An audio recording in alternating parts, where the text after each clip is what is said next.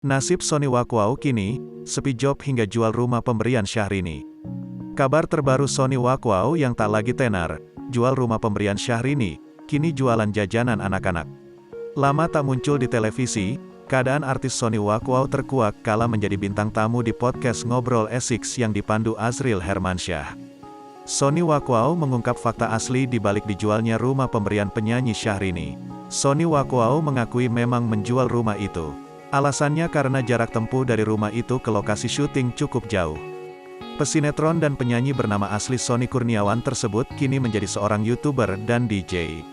Selain itu, dia juga aktif bersosial media terutama di TikTok sebagai TikTokers.